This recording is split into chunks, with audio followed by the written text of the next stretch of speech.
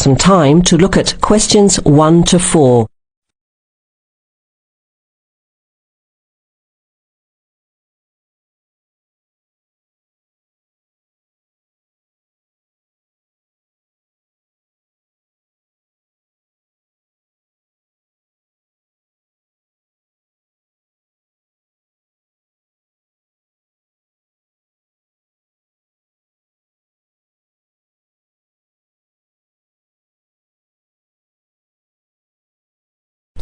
Now let's begin. Answer the questions as you listen. You will hear the recording once only. Listen carefully to the conversation and answer questions 1 to 4. OK, who's next, please? I think I am. How can I help you? I just came in on flight 372 from Singapore at 11:30 and my luggage hasn't arrived. I've been waiting at the baggage claim for about half an hour now and everything seems to have come off the plane. The conveyor belt has stopped and all the passengers have gone. So I came here to find out what has happened to my bag. Can I see your ticket, please? Here it is. So you came from Hong Kong today and changed planes in Singapore, right? Yes, the connection in Singapore was a tight one. The plane got in late and I had to rush to get to the next flight. That's the problem right there. There wasn't enough time to get your bags onto the connecting flight. Normally Singapore Airport is very efficient. Now, I need you to fill in these forms. Your name? Jenny Lee. Address? I guess you want my address here. I'm staying with relatives. Just a minute, I'll have to look it up. It looks like 5H3. No, it's 533 East 67th Street in Riverside. Do you have the phone number there? Yes, I do. It's 9301 4269. So you came in on Qantas flight 392. Do you know the number of the flight out of Hong Kong? Let me see. I think it was Cathay Pacific 900 or something. Oh yes, it says here, CX912. Before you hear the rest of the conversation, you have some time to look at questions 5 to 10.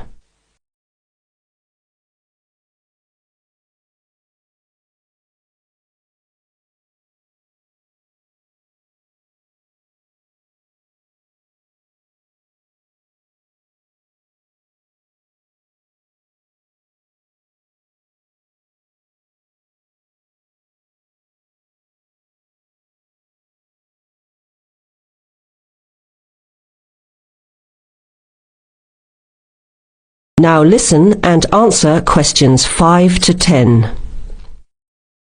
Right. Now, I need a description of the luggage. How many pieces did you check in? Just one. Can you describe it for me? Here is a picture to help you. Okay. It's a big bag, like this one. Rectangular.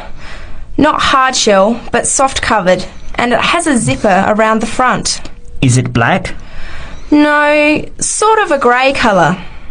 Any identification? Just a tag with my name on it. Any other features? Well, it has wheels and a retractable handle on the end, so you can pull it, as well as the handle in the middle. OK, that's fine. Now, if your bag missed the connection, I'm sure it'll be put on the next flight. I'll email Singapore as soon as I finish here. The next flight comes in at 17:50. That's 10 to 6 this evening. You can pick it up then. 10 to 6? That's too long to wait. Can I get my uncle to pick up the bag on his way home from work? Sorry, you have to be here yourself to clear customs. Of course, I almost forgot. Will the bag come here, to this desk? Yes. You pick it up here, then take it over to the customs area. By the way, don't forget to bring your passport. You will also need to have the key plus your ticket with the baggage claim number on it. Oh, okay. Guess I'll have to come back tomorrow then. It's lucky I packed everything I need for now in my carry-on bag. Yes, that's always a good idea. Be prepared. That is the end of part 1. You now have half a minute to check your answers.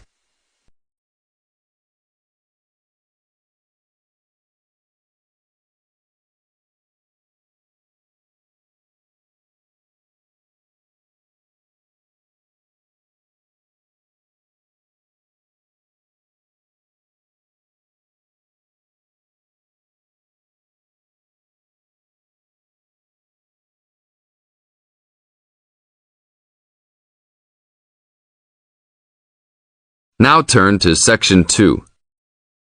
Section 2. You are going to hear an orientation talk. First, you have some time to look at questions 11 to 15.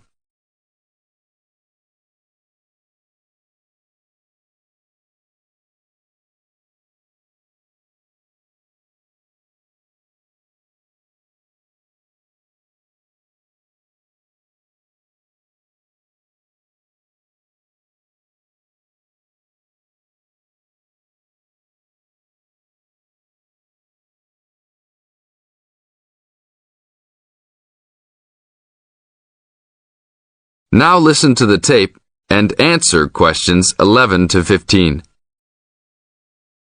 Welcome to Orientation Week. Today I am here with the captain of our school's women's gymnastics team. Her name is Elizabeth Rain, and she is a fourth-year student. I hope you can all see her as an example of a responsible student and athlete, a role model for everyone. Hi, Elizabeth. Thank you for stopping by our Orientation Week. Thank you for having me. Welcome to our university, everyone. If there are any of you thinking about joining our school's athletic program, I would strongly encourage you to do it. Being a part of the gymnastics team has been one of my best experiences during my time at this school. It has taught me so much about teamwork and friendship, and has even taught me how to improve my academics by prioritizing my time. I have some questions that I am sure the students will want to know the answers to as well. First of all, how did you find the time to do well in classes as well as train for gymnastics? Prioritizing is the key. You must be very organized. Every day I wake up and I know what I must do for the day. I plan things in order of importance. For example, if today I have a competition for gymnastics in the afternoon, then I know I have to finish my homework and studying in the morning. In other words, keeping an organized schedule of your priorities is very important. Can you explain to the students a little bit about your study habits? Well, I usually try to take classes that I'm interested in. This way, I have no excuse not to study because I chose the classes out of my own preference. I separate my study time by class. For example, if I have 5 classes for this semester, I will study for 1 class a day from Monday through Friday, and then review for all of them on the weekend. I won't try and study for all 5 of my classes at one time. It is too hard to do that, to remember everything and not feel like you are going crazy. It is very important to focus the time that you set aside for studying. I do not study with the television on. I try to keep away from all distractions, because I find that I learn better that way. But of course, how each individual will study depends on each person. Now look at questions 16 to 20.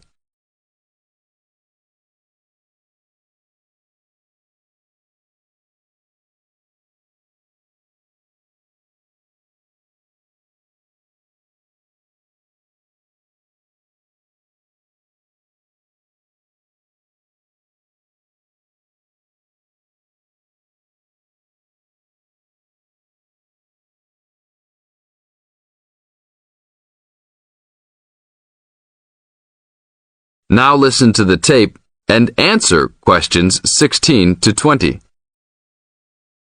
That sounds like good advice. Let's talk a little bit about your gymnastics career. How long have you been doing this sport for, and what has been the best moment of your college participation? Well, I've been participating in gymnastics since I was a kid. My parents got me involved in the sport. The best moment. I would have to say that there is not one single instance that stands out in my mind as the best moment, but more of a whole experience. My first year in university was definitely one of the best years of my life. I met my best friends that year and really learned to grow up and be independent. Our team went to the national championships that year, and it was an incredible experience, so I would count the whole year as my best experience in college. How about the worst moment? It is true everyone goes through bad experiences. My worst experience would have to be the fall of last year when I broke my wrist. I was unable to participate in sports for the remainder of the year and had to learn how to write with my left hand. I guess when I look back at it, though, even though I wouldn't wish this to happen to anyone, this experience definitely made me stronger as a person. It taught me to look at life with a new perspective and to really value the friends and family that are important and close to me. Thanks for your time, Elizabeth. Do you have anything else you want to tell the new students? Just have a good time. Don't stress out too much, but be responsible for your actions. Work hard and play hard. That's my motto for life. This is the end of Section 2. You now have 30 seconds to check your answers.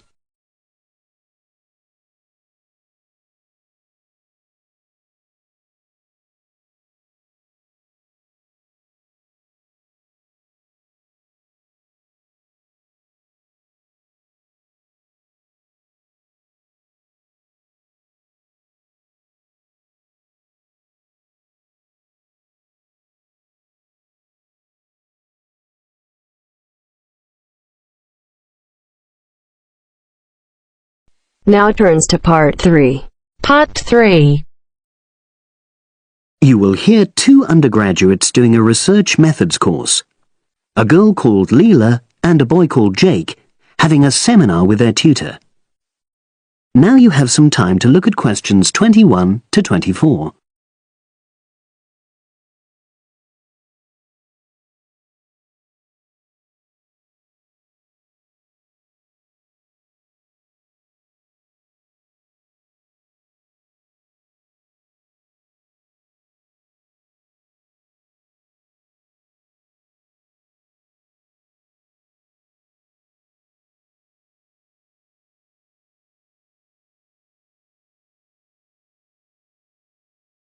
Now listen and answer questions 21 to 24. So the task I gave you both was to choose an article about a small-scale research project. Yes. You were then required to try to reproduce the research procedures in your own context, i.e. try it out for yourselves. Yeah, and that's what we've done. Great. So I'd like you to tell me a bit about the article and why you chose it. Well, the article's written by two university lecturers who had started using crosswords to help their students revise terminology for exams. And the crosswords were designed and set on computers. And we selected the article because, well, it seemed an accessible topic, even though we weren't familiar with the technique. You know, using IT to design crosswords for higher education. That's a good reason.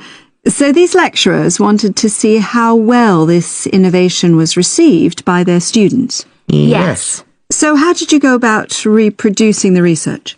Well, we drew up a list of terms from one of our own modules and designed a crossword for revising these terms. Then we asked our classmates to try out the crossword and give us feedback, their opinions on how they felt about using the technique.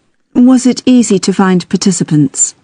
It wasn't easy at first, but then we convinced them that by taking part in the research, they were actually benefiting themselves by preparing for an exam, which is coming up later this term. And it worked. Good. So how did you find out what the students thought about doing the crosswords? A questionnaire. The original article used a 2-page long questionnaire. There were lots of excellent questions on it, but the whole section on difficulties using IT is now obsolete. Old-fashioned even though it had only been written a couple of years ago. So you designed a shorter version? Yeah. Then we sent it to the 40 students by email and got 28 replies. I was taken aback by the fact that everybody we talked to thought this was a good return. I mean, the responses were well written. People had taken a lot of care, but I was really disappointed with the low numbers. Yes, an important lesson to learn for an apprentice researcher. Yeah.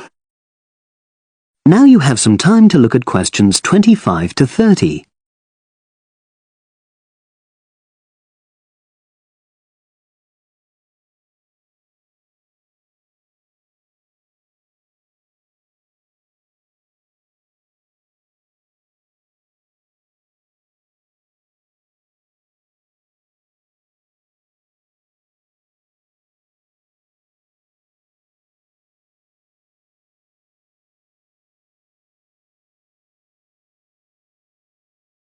Now listen and answer questions 25 to 30. So what results did you get? Well, basically, the responses were extremely positive.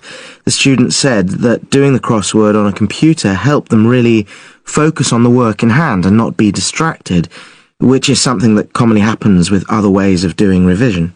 Yeah, that was really clear. But something that struck me was that having fun hardly featured in their responses, nor did anything to do with spelling of hard words, which I thought would be an obvious benefit. No? Okay. Respondents also said that doing the crossword hadn't really increased their general motivation to study, but that it had highlighted the gaps in their memory so they knew what further work was necessary. Right. So how did your findings tally with those of the original researchers? There were lots of similarities, but... There were probably two main differences. We found that more males than females liked the technique, whereas the original study found the reverse. Also, our respondents said they wouldn't mind doing a crossword as a final official exam, whereas in the original study, students said they would hate doing it even if it meant having a shorter test. But of course, both sets of respondents said they'd be interested in doing more crosswords for informal purposes, revision, and so forth. Right. So let's have a think about the whole project and what you've learned from doing it. Well, it was very time-consuming. Yeah, and I don't think we managed that aspect very well. It could have been worse. I mean, we didn't have a lot of data, so we didn't have to spend ages processing it. And of course, we'd already done a course on numerical data processing, so there wasn't much new there. Yeah, that's true. Anyway, I think we designed our questions well so that they gave us manageable data. Yeah, it really helped having the original study to guide us, as it were. And that helped us to see what a good research instrument is. What a good questionnaire should be like. Absolutely. We got a lot from that. But when we were writing up the project, I'm not sure whether we'll know how to acknowledge the work of the original study. You know, our referencing. No, that's something we'll both have to work on in the future. Actually, that part's been great. Finding ways to share and support another person. That's the real plus from the project. Learning ways to do that. Well, it's obviously been very successful. That is the end of part 3. You now have half a minute to check your answers.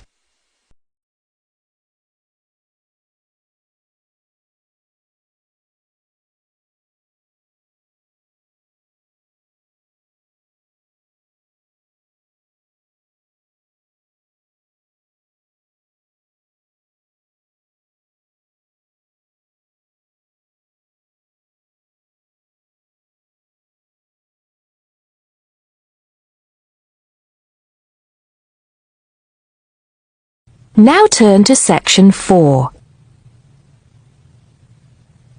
Section 4. You'll hear a lecturer talking to a group of science students. First, you have some time to look at questions 31 to 34.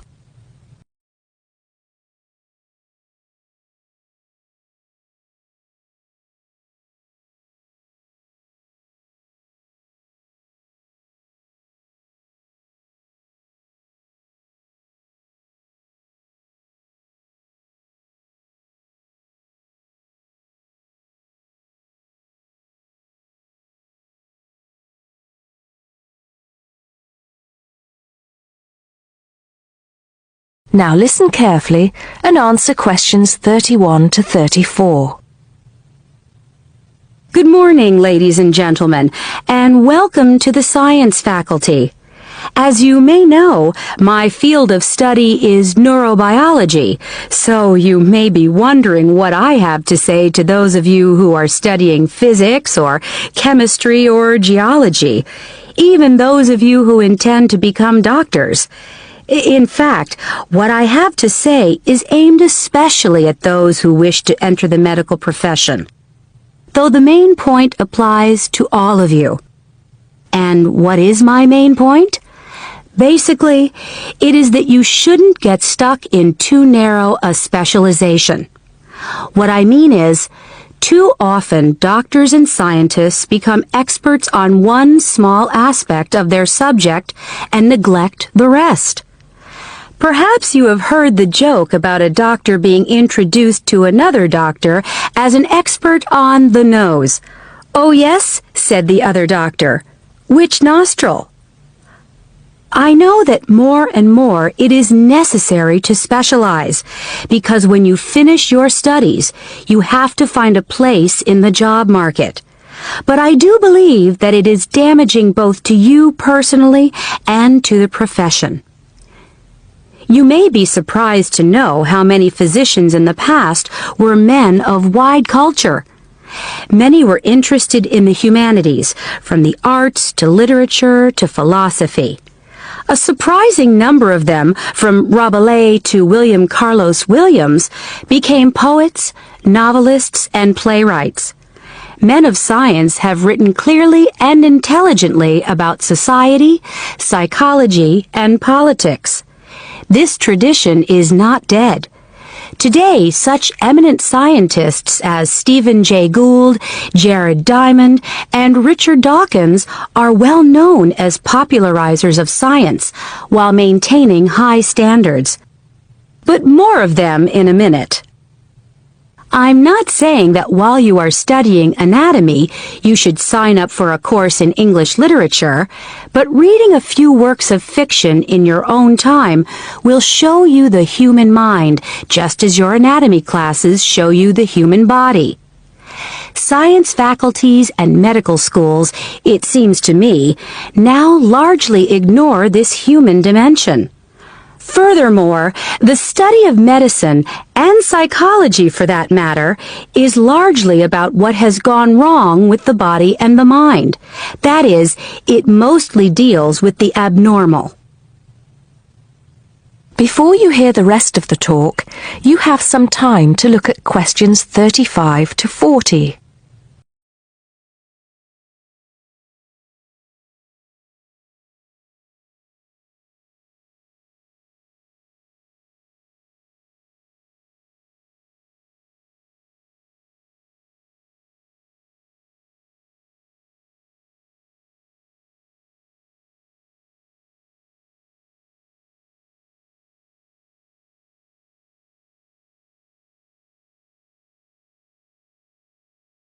Now listen and answer questions 35 to 40.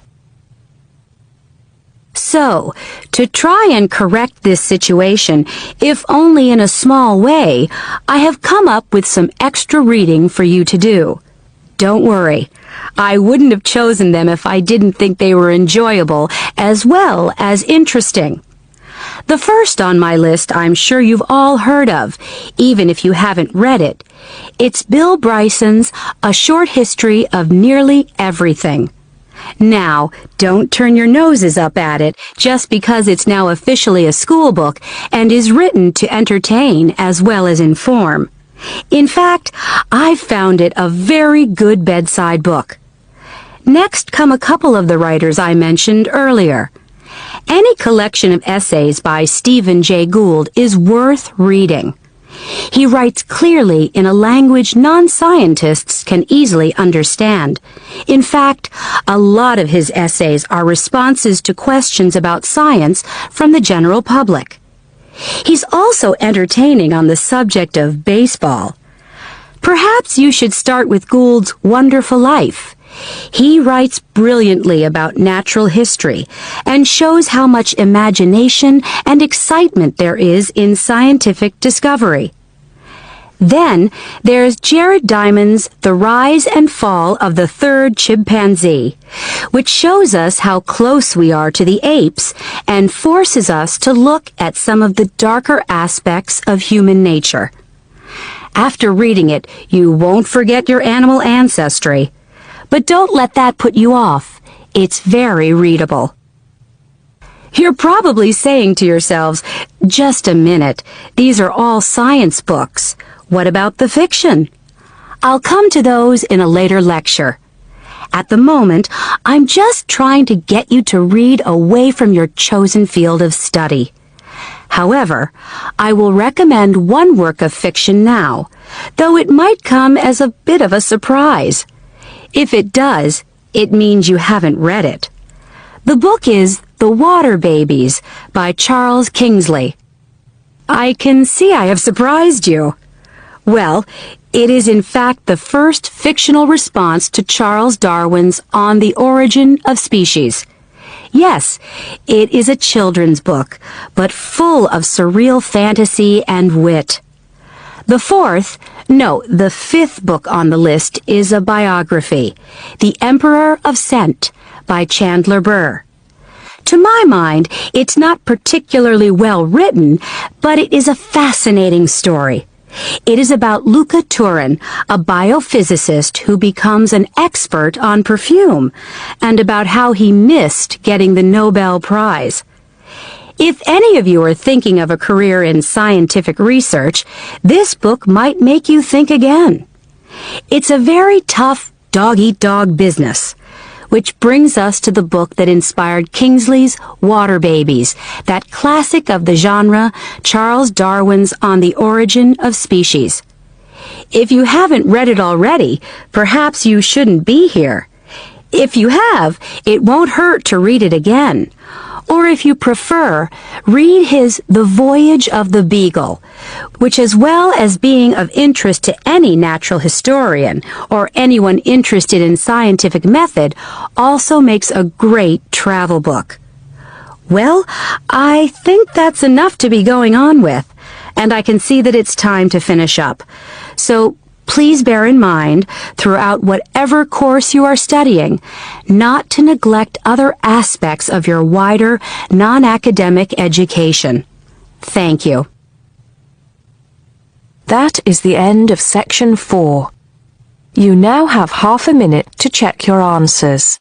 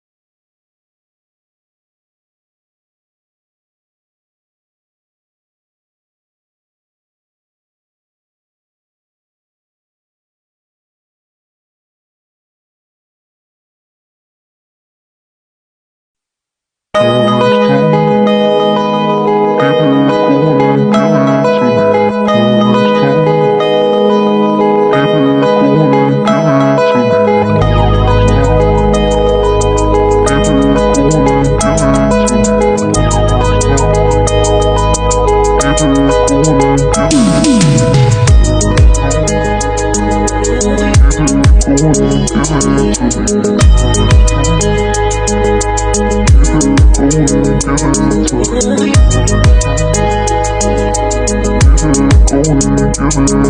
to me.